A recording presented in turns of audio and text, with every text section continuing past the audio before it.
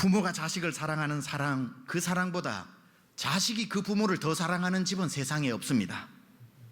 그래서 아무리 부모에게 효도를 해도 날 사랑한 부모의 사랑이 더 크기 때문에 평생 효도를 해도 부모의 사랑을 이길 수가 없는 거예요.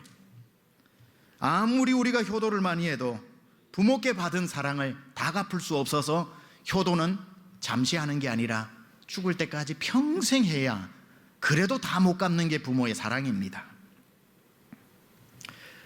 설문조사를 제가 조사를 해보니까 1000명의 부모에게 설문조사를 했습니다. 1000명의 부모에게 조사를 해보고 통계를 내니까 이런 결과가 나왔어요. 어떤 질문을 했냐면 부모에게, 당신은 다시 태어나도 지금의 당신 자녀를 자녀로 맞이하고 싶습니까? 여러분 스스로도 질문해 보세요. 당신은 다시 태어나도 지금 자녀를 당신의 자녀로 맞이하고 싶습니까? 그 말에 당연히 100%겠지 하고 통계를 봤더니만 놀랍게도 예라고 대답한 사람이 69%, 31%는 아니요 라고 대답을 한 겁니다. 당연히 부모는 자식이 눈에 넣어도 아프지 않고 내가 1000번 만번 태어나도 너 같은 자식으로 만나고 싶다고 할 것 같은데, 그러는 사람이 70%가 안 되고 3분의 2밖에 되지 않아서 아니요라고 대답하는 사람이 벌써 30%더라는 거예요.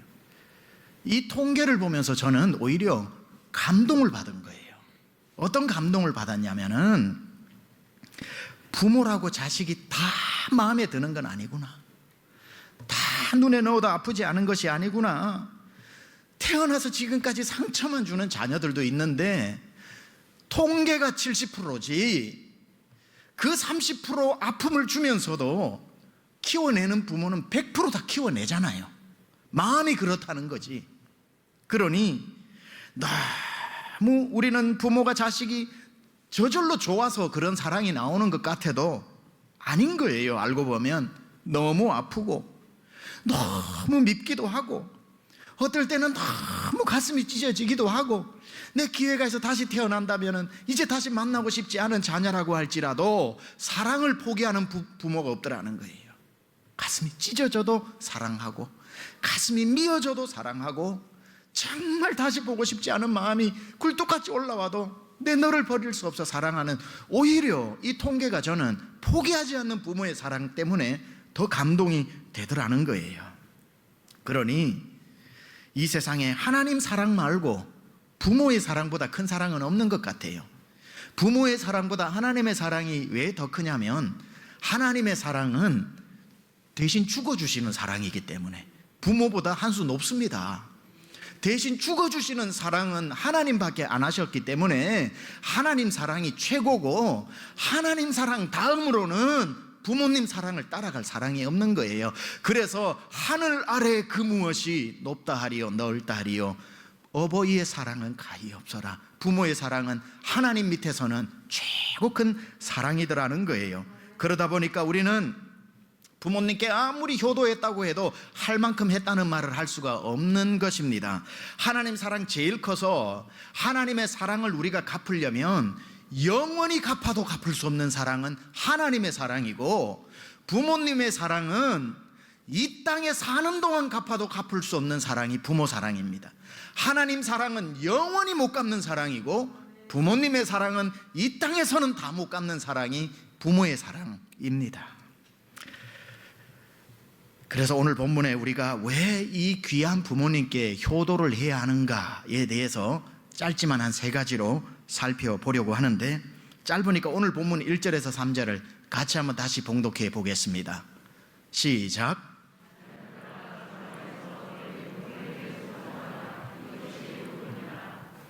내 아버지와 어머니를 공경하라. 이것은 약속이 있는 첫 계명이니 이로써 내가 잘되고 땅에서 장수하리라. 우리가 부모님께 효도해야 되는 첫 번째 이유가 뭐냐면, 효도는 옳은 일이기 때문입니다. 옳은 일이기 때문이다. 다시 한번 1절을 읽는데요, 자녀들아 주 안에서 너희 부모에게 순종하라. 이것이 옳으니라. 옳으니라. 효도는 해도 되고 안 해도 되는 게 아니라 마땅히 해야 되는 옳은 일이라는 겁니다. 그런데 여기에 너희 부모에게 효도하라고 하면서 붙여진 단서 하나가 있어요. 어떤 단서가 있냐면 주 안에서 부모에게 순종하라 이거죠. 그러니까 부모님이 하나님이 아니기 때문에 내리는 명령이 다 맞아서 100% 순종할 수는 없어요.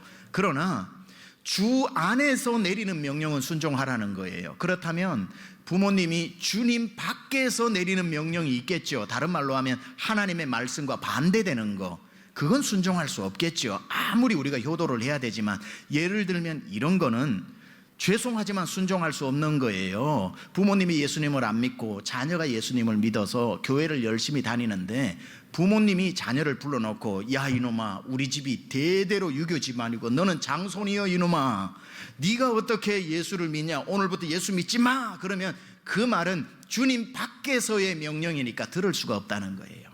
그 말은 순종할 수가 없다는 거예요. 대신 피눈물이 나더라도 그 사람은 어떻게 효도해야 되냐면, 효도 중에 최고 효도는 부모님 예수 믿게 해서 이 땅에서만 편안하게 계시는 게 아니라 영원히 천국에서까지 편안하게 모실 수 있도록 부모님 전도하는 게 제일 효도입니다. 아까도 영상편지에 뭐라고 나옵니까?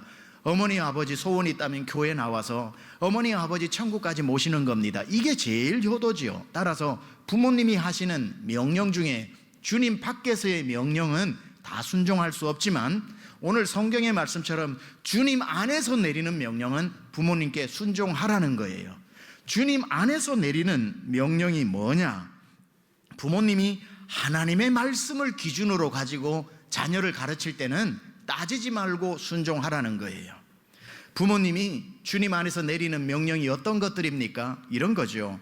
아들아, 딸아, 평생 예배를 빠지지 마라. 이건 평생 예배 빠지지 말라는 것은 주 안에서의 명령입니다. 그러면 자녀들은 그걸 순종해야 되는 거예요. 아들아, 딸아, 어느 교회에 가서 섬기든지 그곳에서 1등 성도가 되고 목사님께 인정받고 사랑받는 성도가 되라.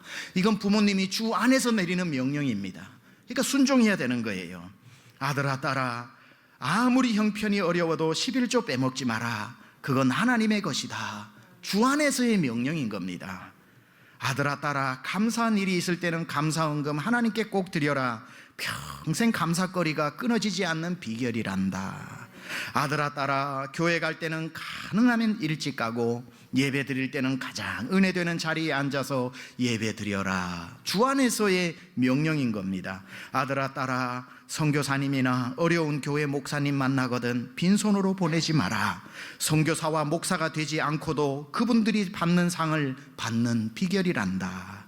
아들아, 딸아, 교회만 다니지 말고 꼭 봉사를 해라. 믿음이 성장하는 비결이란다.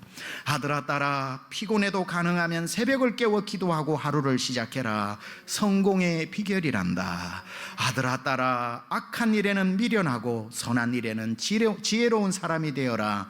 평생 복받는 삶이란다. 이렇게 부모님이 주 안에서 내리는 명령은 무조건 순종하라는 거예요. 자녀들아, 주 안에서 순종하라 라고 말씀하는 게 바로 이런 것이지요. 그래서 성경에도 잠언 1장 8절 9절에서 이렇게 말합니다. 내 아들아, 내 아비의 훈계를 들으며 내 어미의 법을 떠나지 말라. 이는 내 머리에 아름다운 관이요 내 목에 금사슬이니라. 아버지의 훈계를 듣고 어미의 법을 떠나지 말라는 겁니다. 주 안에서 주는 이런 신앙의 원칙들을 자녀들이 가슴에 새겨서 잘 순종하면 복받게 된다는 말입니다. 우리가 왜 또 효도를 해야 하는가? 두 번째는 효도는 하나님의 명령이기 때문입니다. 하나님의 명령이기 때문에 2절을 같이 한번 봉독합니다. 시작. 내 아버지 어머니를 공경하라. 이것은 약속 있는 첫 계명이니. 부모님을 공경하는 것이 약속 있는 첫 계명이랍니다. 이게 무슨 말이냐면 10계명이 있죠.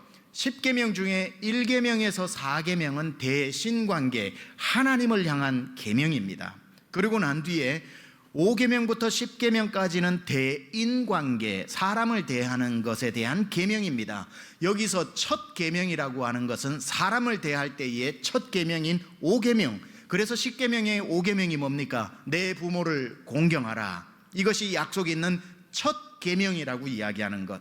그러니까 1계명과 4계명 하나님의 자리는 누구도 넘봐서는 안 되기 때문에 하나님께 우리가 예배해야 되지만 사람을 대할 때는 첫 계명이 부모에게 효도하는 것이라는 겁니다. 이게 무슨 뜻이냐면 부모에게 효도하는 것이 첫 번째 일이라는 거예요. 부모에게 소홀히 하면서 이쪽 가서 봉사하고 저 사람 도와주고 누구 돈 대주고 누구 참 힘들다고 학비 대주고 다 귀한 일이지만 부모에게 먼저 하지 않고 나머지 그런 일을 하는 것은 잘못된 것이라는 거예요. 항상 부모에게 먼저 하고 그 다음에 선한 일과 구제와 섬김과 나눔을 하는 것은 복되고 복된 일이지만 내 부모에게 효도하라, 이것이 약속 있는 첫 번째 계명이니 가장 먼저 부모님을 만족하게 하고 부모님께 효도하고 난 뒤에 나머지 사람들을 돌아보라고 하는 바로 그 말씀입니다. 부모님께 잘 못하면서 다른 사람에게 잘한다고 해서 되는 일이 아니라는 말이죠. 자, 여기에서 효도하라라고 하는 것은 하나님의 주신 첫 번째 계명이라고 했고 명령이라고 했습니다. 근데 한번 생각해 보면요, 성경에 없는 계명이 있는데 내 자녀를 사랑하라 라는 계명은 없어요. 내 자녀를 사랑하라는 계명은 왜 없을까요? 안 넣어놔도 누구나 하기 때문에 계명으로 넣어 명령을 할 필요가 없어요. 자녀를 사랑하는 건 다 사람이나 짐승이나 하기 때문에 굳이 계명으로 안 넣어놔도 다 지킨단 말이에요. 이걸 바꾸어 생각하면 내 부모를 공경하라는 건 성경에 계속 나와요. 왜 나올까요? 안 하니까. 보통 사람이 안 하니까 성경이 명령을 하는 거예요. 명령을 안 해도 누구나 하면 이 아까운 성경에 다른 말씀 넣지 그 말 안 넣었을 거예요. 그런데 자녀를 사랑하라는 건 누구나 하니까 안 넣었는데 부모에게 효도하라고 하는 건 너무들 안 하니까 명령으로 넣어놓은 겁니다. 따라서 효도는 자연스럽게 되는 것이 아니라 힘을 다해서 하나님의 명령에 순종하는 마음으로 해야 할 수 있는 게 효도라는 거예요. 계명으로 명령을 내려야 겨우 할 수 있는 게 효도이니 효도가 쉬운 게 아니지요. 따라서 효도는 노력해야 되는데 세상에서 태어날 때부터 자연스러운 효자 효녀 없다는 걸 알아야 됩니다. 부모님께 극진히 대하는 사람을 보고 미련한 사람은 이렇게 생각하겠죠. 야, 저 사람은 부모가 저렇게 좋은가 보다. 부모가 좋아서 자연스럽게 효도를 하는 게 아니라 그 집이 왜 부모에게 그렇게 잘하냐면 그 자녀들이 훌륭해서 그런 겁니다. 정말 부모님 귀한 줄을 알고 자기들이 나는 효도가 저절로 되던데, 이런 효자 효녀 없어요. 어렵지만 힘을 다해서 하나님의 명령이기 때문에 순종하는 마음으로 부모의 사랑을 잊지 않고 힘을 다한 사람이 효자라는 소리 듣고 효녀라는 소리를 듣고요. 그래서 우리 주변에 효자 효녀 있으면 정말 칭찬해 줘야 되고요. 우리 교회도 정말 훌륭한 효자들, 훌륭한 효녀들 계시더군요. 그분들 참 훌륭한 분들입니다. 효도가 저절로 되는 것이 아니기 때문에. 효도가 얼마나 어려운 것이면 하나님께서 계명으로 넣어 놓으셨겠습니까?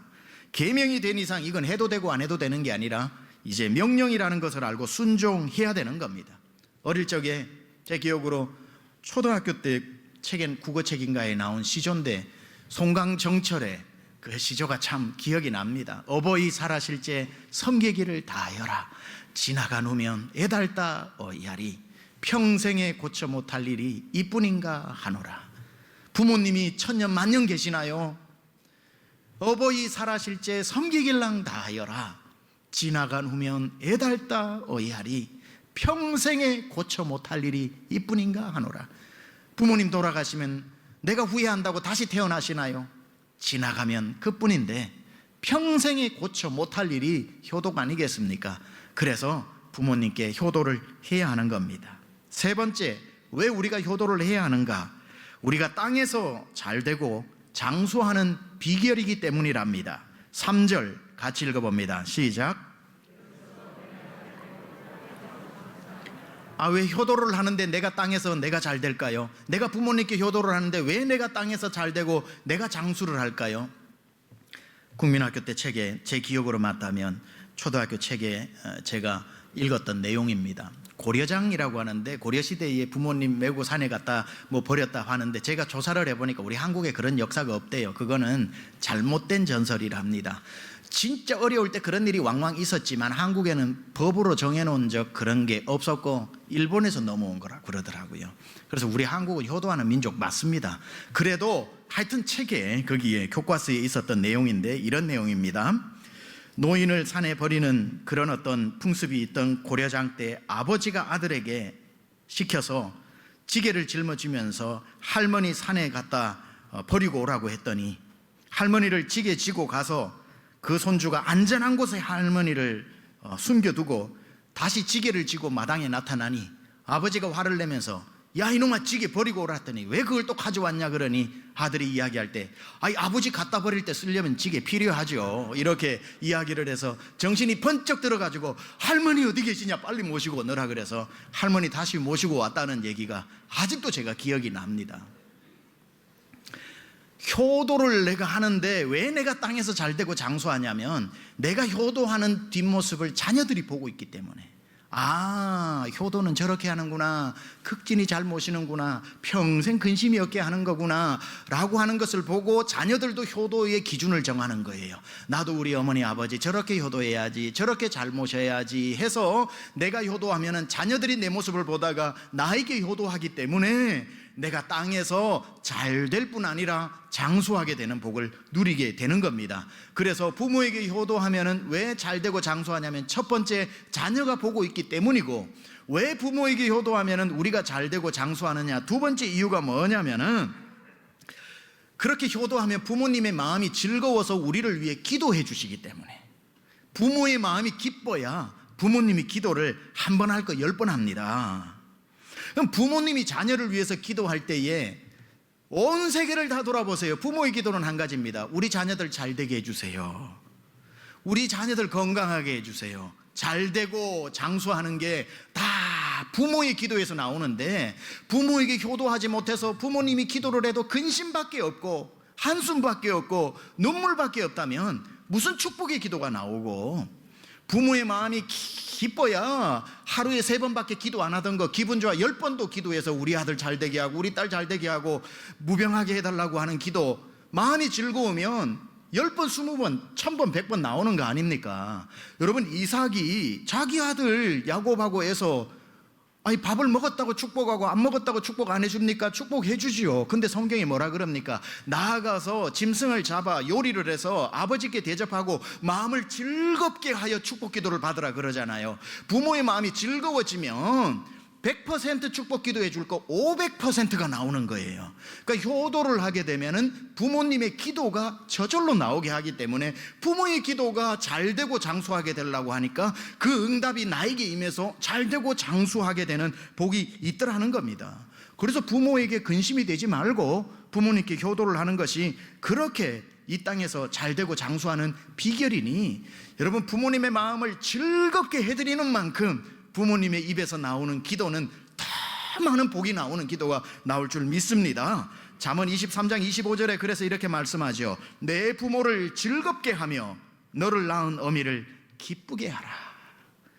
즐겁게 하고 기쁘게 하면 부모님이 기분이 좋아가지고 하루에 10번씩 했는데 효도받고 나면 내가 하루에 30번씩 해줘야 되겠다, 그렇게 바뀌는 겁니다. 마지막으로 왜 효도를 하면은 우리가 땅에서 잘 되고 장수할까? 부모님이 오래 사시면 사실수록 부모님의 지혜를 우리가 빌려서 쓸 수 있다는 거예요. 여러분, 부모님 어르신들의 한마디가 우리의 큰 위기를 벗어나게 해주는 지혜가 있다는 거 아시죠? 네팔 속담에도 한 노인은 한 도서관이다 이런 말이 있어요.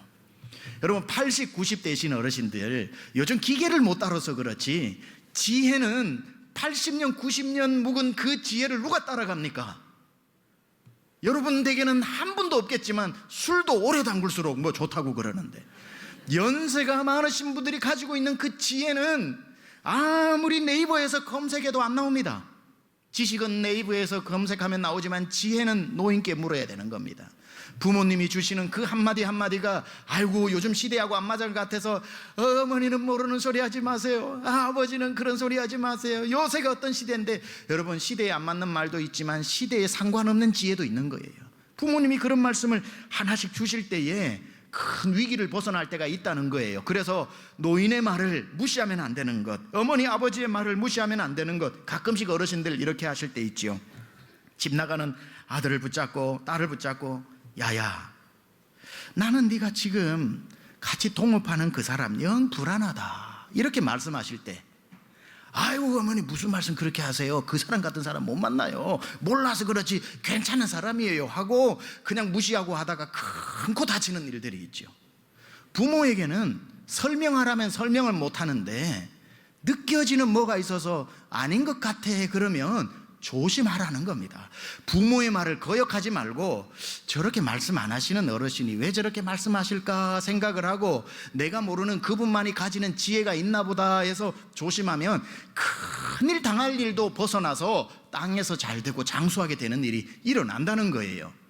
멀쩡하게 괜찮으시던 어머니가 출근하는 아들을 붙잡고 야야, 오늘은 자가용 몰지 말고 그냥 버스 타고 가라. 아유 어머니 무슨 소리 하세요? 제가 40년 무사고예요. 걱정하지 마세요 하고 나가면은 그냥 나가지 말고, 그런 얘기, 물론 어머니가 365일 자가용 타지 말고 버스 타고 가라 하면 자가용 타고 가야 되지만, 그냥 괜찮으시던 어르신이 갑자기 오늘은 그냥 버스 타고 가라 그러면 함부로 듣지 말고 왜 어머니 저러실까 알겠습니다 하고 키 놓고 버스 타고 갔다가 직장 마치고 집에 들어와서 밥 먹고 뉴스 키면 이유를 알게 되는 거예요. 아, 부모가 한 번씩 얘기하는 그 말을 함부로 듣지 말라는 거예요. 어르신들에게 있어서 브리테니카 백과사전, 네이버에 검색하는 그런 거, 인스타그램, 틱톡, 페이스북을 못해서 그렇지 지혜가 없는 게 아니고, 어르신들에게는 왜 제가 오늘 자가용 타고 가면 안 되는데요? 왜 내가 그 사람하고 동업하면 안 되는데요? 라고 하면 부모님 설명 못 합니다. 부모님은 그냥 뭐라 그러냐면 그냥 이라고 밖에 말 못 합니다. 근데 그 그냥 속에 뭐가 있냐면 80, 90 살아오신 육감이라는 게 들어있거든요. 함부로 들을 이야기가 아니라는 거죠. 그런데 예수를 안 믿어도 어르신들에게는 육감이 있는데, 기도하는 어르신이 말씀하실 때는 무조건 들어야 되는 게 육감을 넘어선 영감이라는 게 있는 거예요. 하나님 기도하다가 하나님이 주신 마음에 불안함, 불편함, 그런 게 있어서 얘기를 할 때는 자녀들이 주 안에서 순종하고 부모님의 말씀을 들을 때에 어떤 결과가 일어난다고요? 땅에서 잘 되고 장수하게 되는 거. 그게 바로 부모님에게 효도에서, 부모님이 그런 지혜를 얻으려면 효도에서 하루라도 더 사셔야 되는 거예요. 하루라도 더 사시는 만큼 지혜를 들을 수 있고, 1년 더 사시면 1년 동안 어디에도 못 듣는 지혜를 들을 수 있기 때문에. 그래서 잠언 23장 22절에 이렇게 말씀합니다. 너를 낳은 아비에게 청종하고 내 늙은 어미를 경히 여기지 말지니라. 자, 오늘 우리는 왜 효도를 해야 하는지 에베소서 말씀 통해 세 가지로 살펴봤습니다. 첫째, 주 안에서 하시는 말씀에 무조건 순종하는 것이 옳은 일이기 때문에. 두 번째는 하나님께서 효도하라고 명령하셨기 때문에. 세 번째, 이것이 우리가 땅에서 잘되고 장수하는 비결이기 때문에. 말씀 맺습니다. 오늘 제목이 뭐라고요?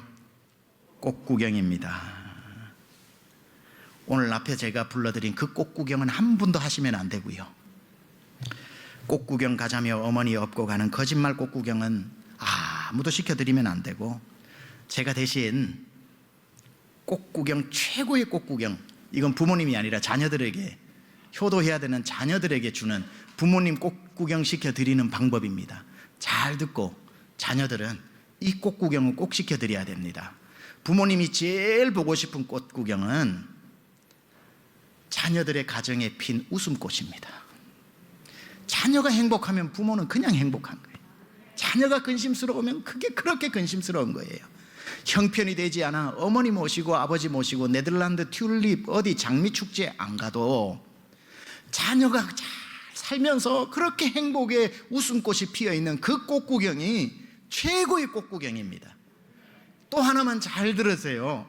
부모에게 시켜드리는 최고의 꽃구경 하나가 뭐냐면, 부모님이 그렇게 기도했는데도 바쁘다고 예수 잘 안 믿고 예배 잘 안 드리고 믿음 생활 잘 안 하는 자녀들이 갑자기 부모님의 말씀을 듣고 난 뒤에 예수를 잘 믿기 시작해서 그 집에 샤론의 꽃, 예수꽃이 핀 가정.